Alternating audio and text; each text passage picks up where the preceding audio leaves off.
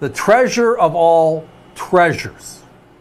A lot of people look at and say, hey, it's the Etosha, which is the one that's been in the news a lot over the last decade, and it's a wonderful, wonderful story. Need to have one, right? But the treasure of all time, the treasure, was the Cazador of 1784. And the impact it had here in the United States, well, is the reason why we're actually here today. Tonight, for the first time in almost 3 years, I'm able to bring back the rarest of denominations. And again, like it's the AVC way, look at our crazy, affordable price. So tonight, we have the smallest of the silver coins from the treasure, which also is the rarest silver coin from the treasure. But as the certificate references, it is the treasure that changed the world. And the reason why is this, right? We have the Revolutionary War going on, and the U.S. defeats England. So now you have Europe in turmoil, right? Because now they want to duke it out with each other because they're mad. You have the English mad at the French because the French helped us, but the stalwart were the Spanish. They owned most of the New World. They claimed most of the New World. So Central America, South America was dominantly Spanish. And the word El Cazador, the name of this treasure, is the name of this ship that it was on. It was known as the Hunter, a big Spanish galleon. And again, it left Veracruz, Mexico. And the route was to New Orleans because they were trying to make sure that their influx of influence was still here. And remember, New Orleans, Louisiana, was not part of the United States. The original 13 colonies are independence, right? And then New Orleans. The reason why they say this treasure changed the world was because the loss of all this money, the Hunter, the largest galleon,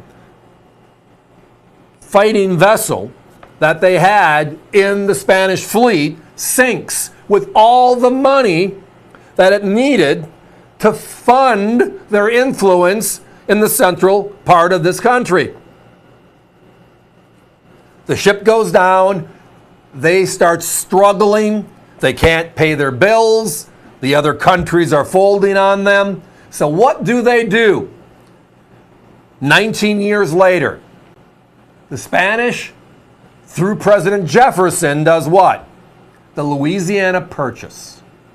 From the Mississippi to the West Coast, the Pacific Coast, Spain sells to the United States to help recoup all the losses of this galleon that screwed up their financial picture forever. It is an outright remarkable story. It is a must read. Because a lot of treasure ships are fun treasures, like the Etosha or others. They're galleons that were, knocked down by a pirate ship, or they got stuck in a swale and they just crashed. And the silver, because the techniques back then were different, if it was in deep water, was lost forever. But this particular treasure, it changed forever. It changed forever the framework of the world. Because if the El Cazador would have landed in the port of New Orleans, and with all that silver funded their growth in the middle of this country, the odds are we would have been either fighting the Spanish, or if you lived west of the Mississippi, you would be part of whatever country that was. The United States would be to the other part. Again, you might have heard this phrase, right? Half bit, 1 bit, 2 bit, 4 bit, 8 bit, a buck. It was something I learned in grade school. I guess they don't teach that today. But again, those denominations, the Spanish denominations, are actually now our denominations. The dollar sign came from the reverse of this coin, which was a ribbon wrapped around the pillar.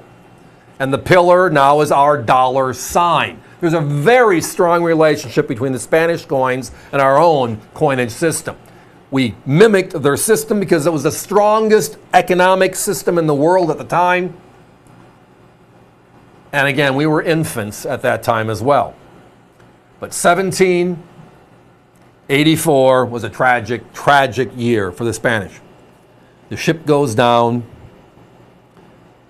and boom, right? The world changes. 19 years later, they sell to the United States, the Louisiana Purchase. And again, on the ship, because again, the ship, the reason why the smaller denomination coins were on this ship was because it was intended for circulation here in the central of our country.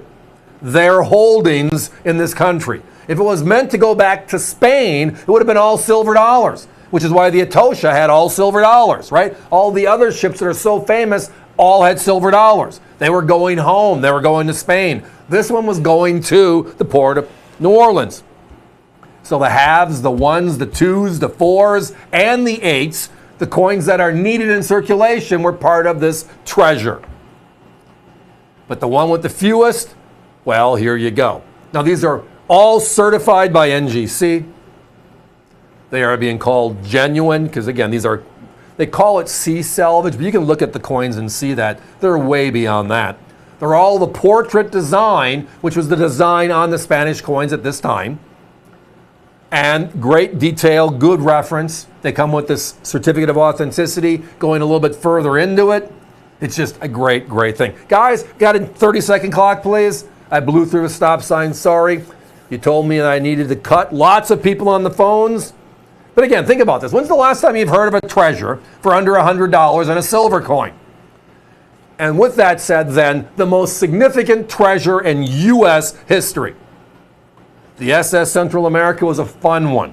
We wouldn't have had that treasure if this thing didn't go down and gave us the opportunity to buy from the Spanish the Louisiana Purchase. Thomas Jefferson, 1803. So 19 years after the collapse of this ship and many others in the Armada. And the world has changed still to this day. So again, what a phenomenal story and an affordable at that. $99.95 brings it home.